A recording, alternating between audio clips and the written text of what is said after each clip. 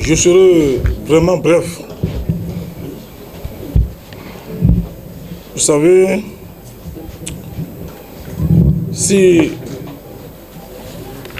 la cour du mouton est sale, il ne revient pas cochon de le dire.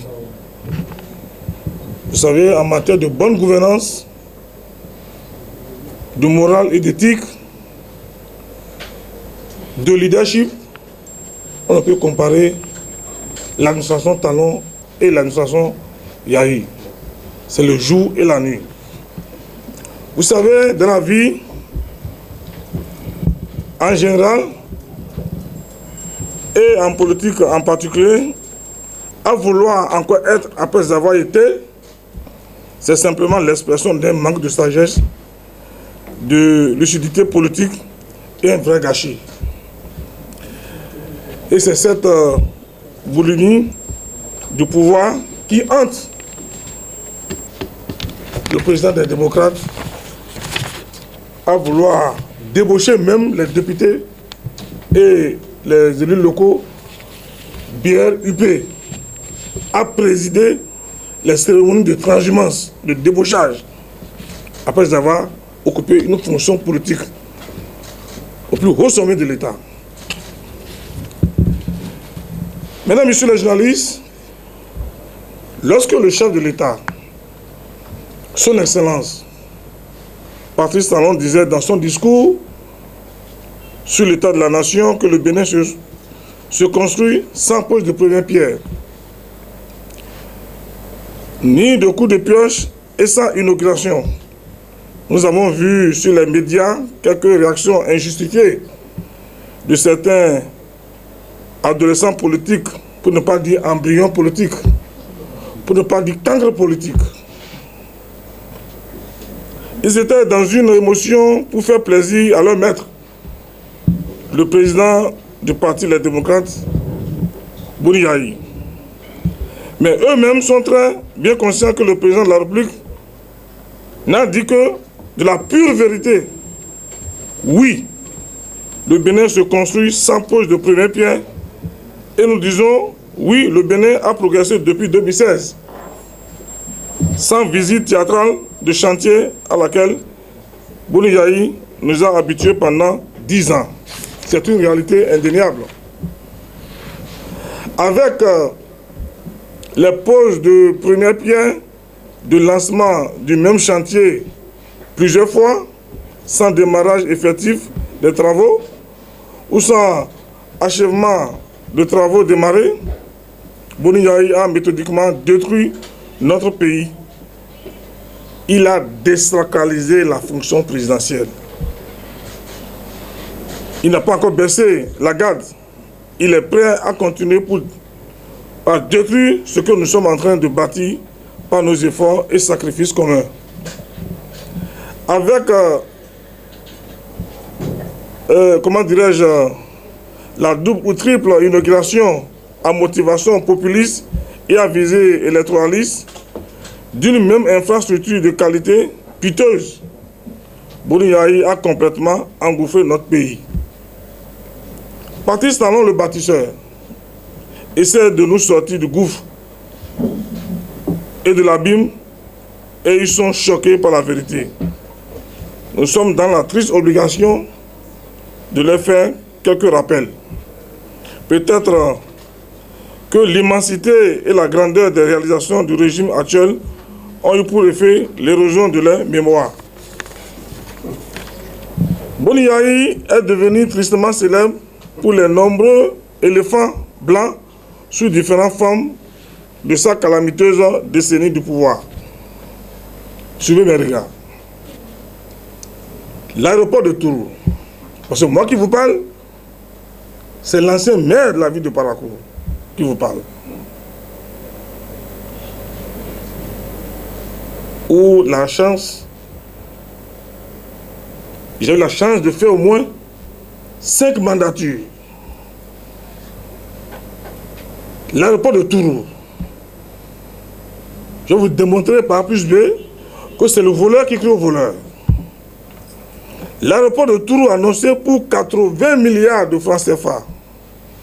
alors que seulement 10 milliards ont été investis dans une improvisation, une approximation,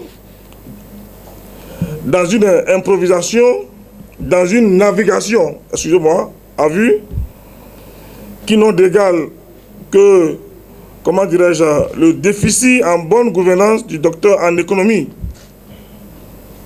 Boni Yayi, l'économiste de renom. Ce projet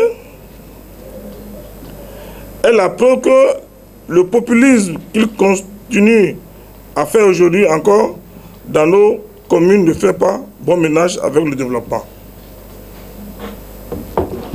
80 milliards décaissés, 10 milliards investis. Où sont passés les 70 milliards? C'est ça la bonne gouvernance?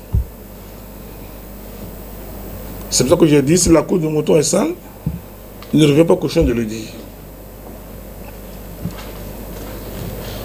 Vous prenez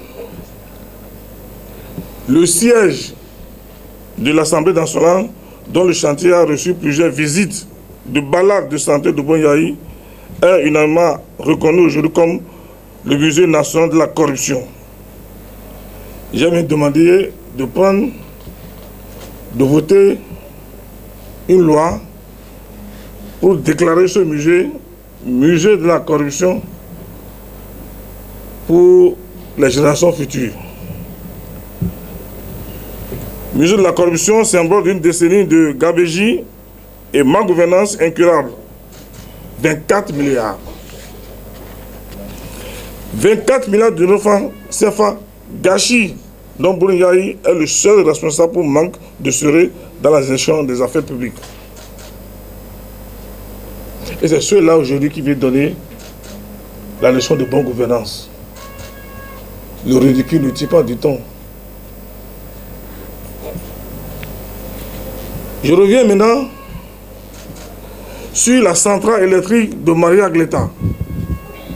Un groupe financier qui est un autre niveau d'illustration de la gouvernance sans vision, sans boussole, ni planification, dont Boni Yayi était le dépositaire de 2006 à 2016. Centrale qui, nous vous le rappelons, depuis 2018 est entièrement reconstruite et qui produit aujourd'hui de l'électricité grâce à la volonté féroce du président Patrice Talon. C'est ça qu'on appelle bonne gouvernance. Parce que gouverner, c'est prévoir. Le projet des logements sociaux conduit avec un amateurisme sans commune mesure, dont les premières pierres ont été posées, reposées, mais devenir par la suite le nid des magouillas et autres reptiles, puisque les chantiers inachevés ont été abandonnés dans la brousse.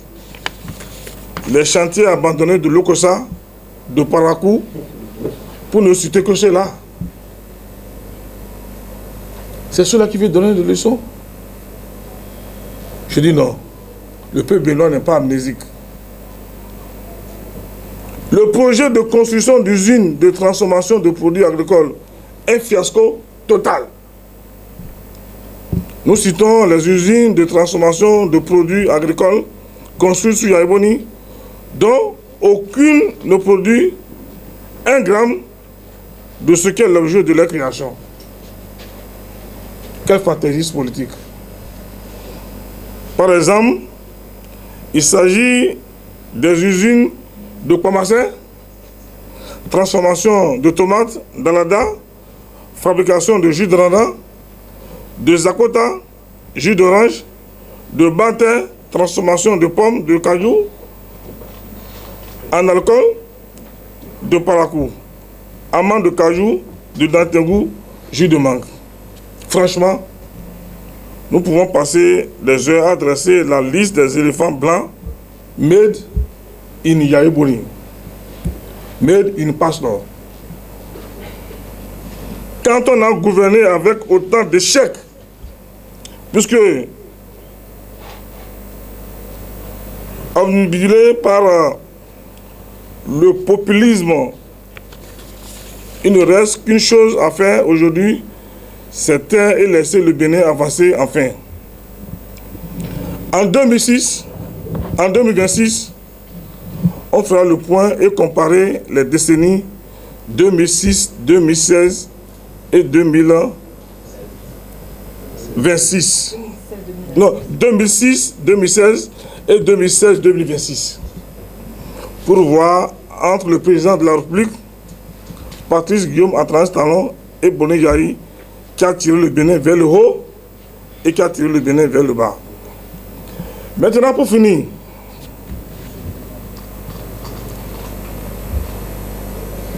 il n'y a pas d'arrestation extrajudiciaire. Vous êtes journaliste d'investigation. Vous savez comment Fabou a été arrêté? Adové Landé, vous savez comment il a été arrêté?